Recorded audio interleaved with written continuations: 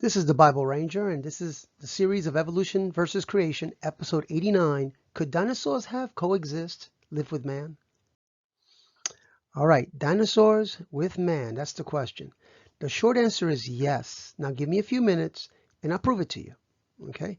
I'll show you mosaics, I'll show you figurines, I'll show you fossils and carvings and eyewitnesses accounts and cave drawings, pictures, and historical writings, all that stuff. Like here, just an example of Babylon, where Saddam Hussein was rebuilding it, and they rebuilding the original, and they had their lions. You can see the lion here has pretty good clear art, and they had dinosaur figures.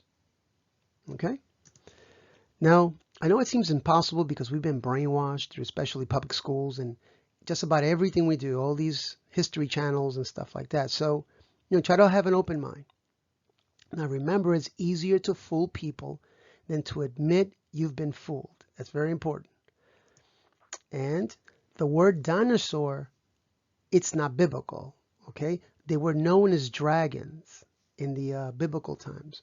The word dinosaur is kind of a newer word. Now this dictionary here, it's a little bit more than 100 years old. And the first definition is, basically dragons are now rare, okay? Because they were seen in the past. All right, are dinosaurs in the Bible, right? In 1841, there was a man named Sir Richard Owens that came up with the word dinosaur, and it actually means terrible lizard. Now, he was actually a Christian man.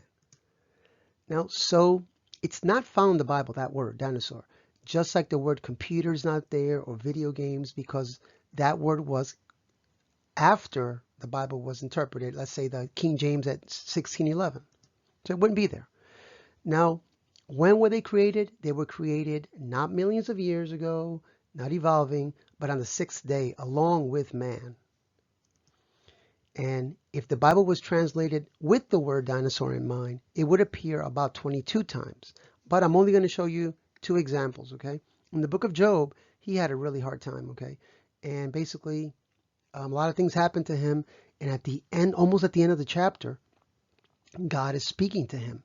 And he actually says this, behold, which actually means, Job, can you see? It's got to be there in order to see. And he talks about this dinosaur called a behemoth. Basically, God describes it as it has a tail of a cedar tree.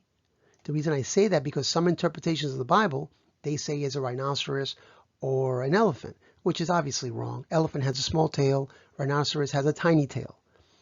And this picture here, I had to shrink it up a little bit. It should be longer than this, okay? But this tail here is like a cedar tree. So most likely, this is the animal that God was describing as a behemoth. God also continues and says that he eats grass, he likes the shady tree, and when he drinks, he's like drinking the river. So check it out when you get there. The other one is the next chapter, and God talks about another animal called a Leviathan, and he seems to be more of a sea-dwelling creature, but he's described as a really fearsome creature that basically no man can tame, and he has a super tough scales. That's how he's described. Now, a lot of these are going to be just pictures, okay? So these are the carvings. And in the carvings, you have here some kind of temple, and they have little miniature carvings. And I blew it up, this little section here. So this little depiction is about the size of your fist. So it's tiny. But it looks to me like a variation of a triceratops. Don't forget, triceratops, they come different looking, okay? They had a tremendous amount of variation, okay? So this one has like totally no horns. This one's full of horns. And this is the typical triceratops. Just about, because most of them were crowned this way. All right, so there's also a man called St. George, and apparently from England, but he killed this dragon, dinosaur-looking creature, and he's very famous for it. And I think this was in the 1500s. And there's all kinds of events that, in lieu of St. George, even stamps. They even have stamps. But most likely, the dinosaur was this type. Okay, the average size of a dinosaur is somewhere between a large dog and a horse. So I know we're used to seeing the Brachiosauruses and the Rex, but those are the big ones, okay? And the average ones were a lot smaller. Now, historical. We've all heard of Marco Polo. He lived in China for 17 years, about the year 1271. And he reports in his book, and they don't teach us this in public school, but he reports that the emperor had dragons in his service, and they used to parade them, and some people used to ride them. And but that was well hidden from me from school, like I said. Now, if you put that together with the Chinese calendar, which has 11 regular animals, and then it has a dragon in it.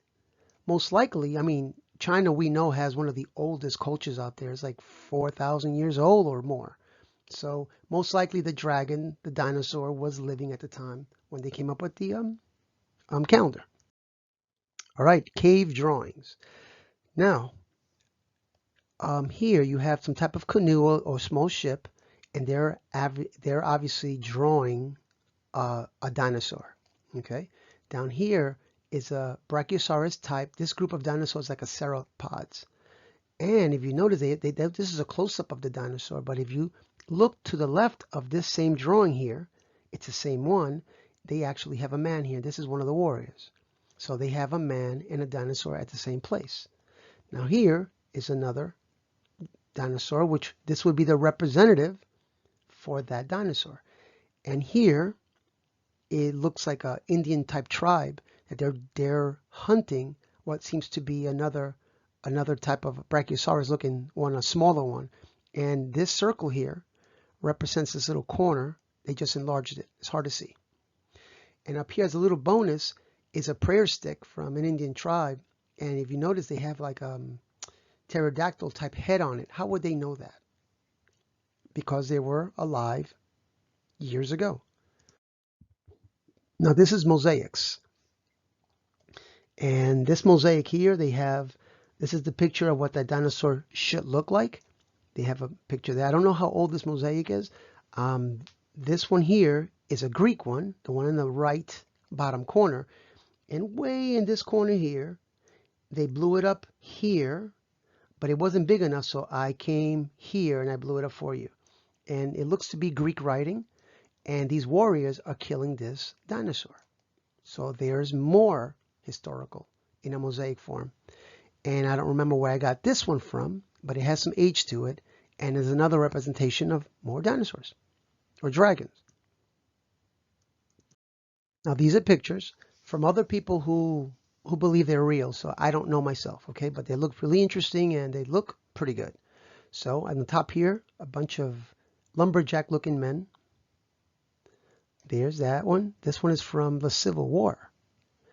And the picture down here in the right hand corner, that might be the same people but a different pose.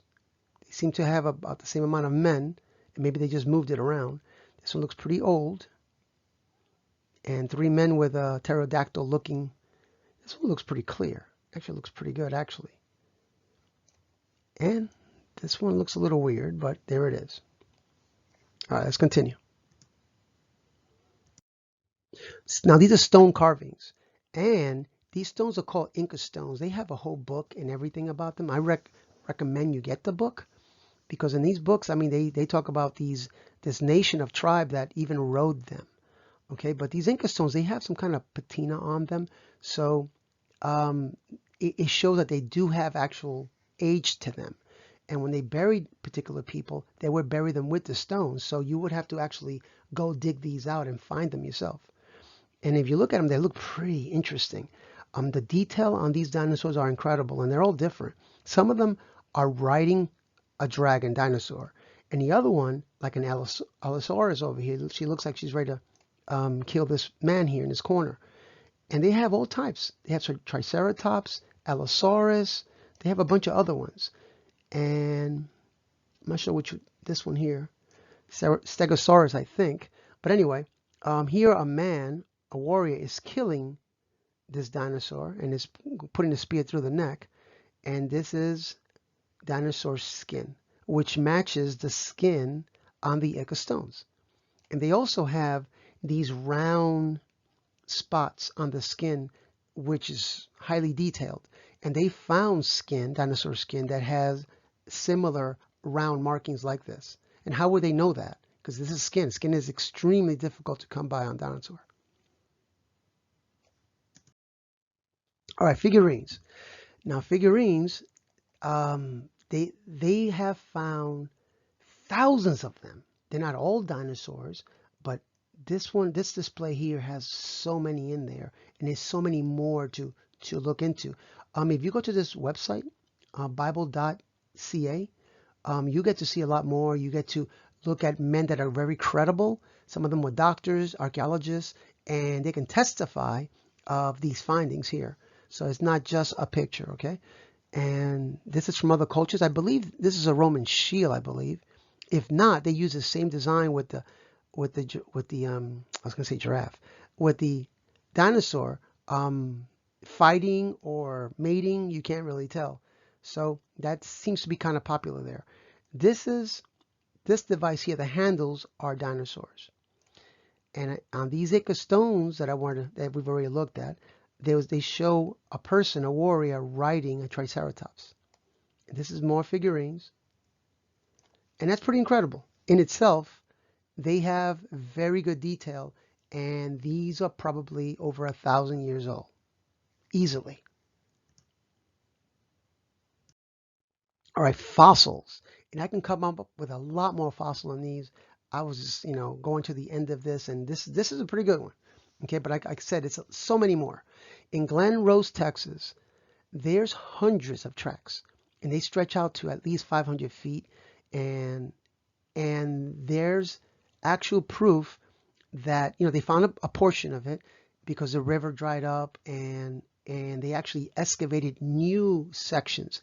And on film, as they're excavating and removing layers of rock, there was dinosaur prints in there. One of them is that famous one, which maybe I'll show it next time, where there's a little boy in the center, and he's bathing, basically sitting down on a dinosaur track. It's pretty cool. This one here shows a foot of a man. You can see the toe. This is a larger version. The toe went into the mud, as you can see, and then the dinosaur pushed. So obviously the man footprint was first, and the dinosaur footprint came second, and pushed the footprint and crushed it, as you can see. That's pretty incredible. And for some reason they don't like this one, which they're not, because it's so incredible. There's other ones too. All right, now these are eyewitnesses, okay? This man over here, he's a biologist. In 1983, he actually saw, this is in Congo, by the way, Africa. And Congo, it's a large piece of land in Africa. Africa is so much bigger than the United States. Matter of fact, Congo itself, it's about the size of Florida, and 80% of it has still not been explored. So it's possible that they have some living creatures there. The natives, there's a book here written by a missionary, and they said that they interviewed the natives, and they explain how their father or their grandfather had killed what looks to be a Brachiosaurus. They don't get as large as they used to, but they estimate it to be about 25 feet, and they killed one, and they thought it was bad luck. So, but it's supposed to be really mean. Even the hippos get away from it. And if you ever saw a hippo with a crocodile, crocodiles run from hippos. So they must be pretty mean. This Dr. Mackel, I believe he works for a college, a university, and he was examining some footprints. And this flower here is supposed to be a favorite meal of theirs.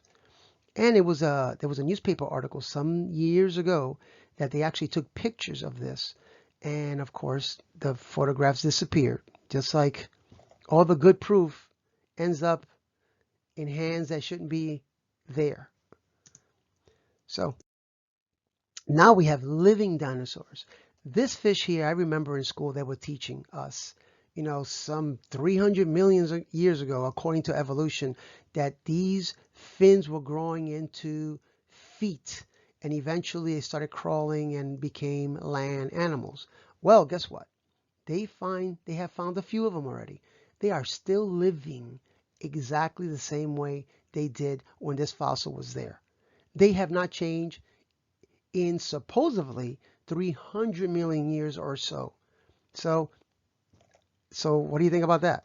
Now this one here, it's like a Loch Ness type monster, and I forgot the name of it, but I believe it was a Japanese ship um, fishing in New Zealand area, but they hosted up, and it smelled so bad, it was so rotten, if I remember the story correctly, that the crew was getting sick, so they had to dump it, and they took some measurements, and they took some pictures.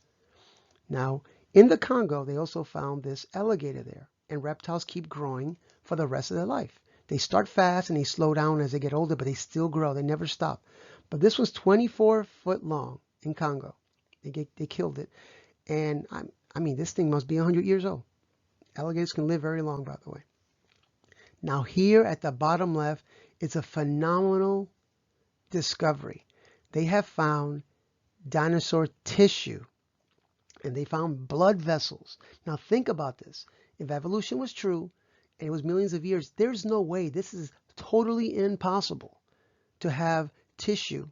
I don't know if they can clone it, or they're not going to tell us anyway. But they found tissue.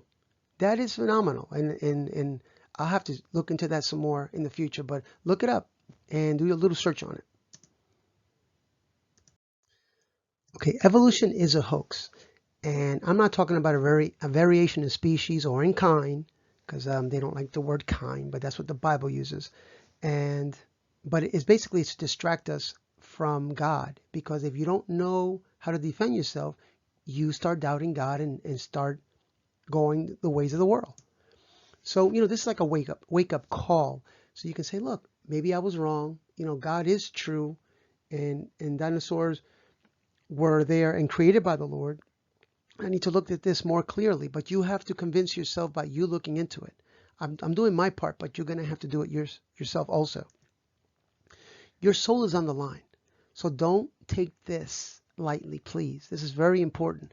Matter of fact, in the Bible, in Deuteronomy chapter 30, verse 19, the Bible says that choose life that you might live. Consider your options.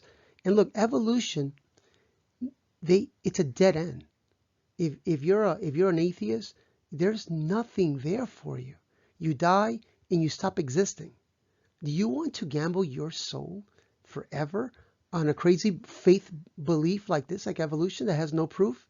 They have pseudo proof, and they do a lot of word gymnastics. That's what they have.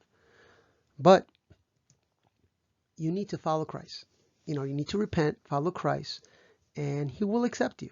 Okay, but the Bible is true, and people have been trying to prove it false, but they can't. Matter of fact, people trying to prove it false have become believers.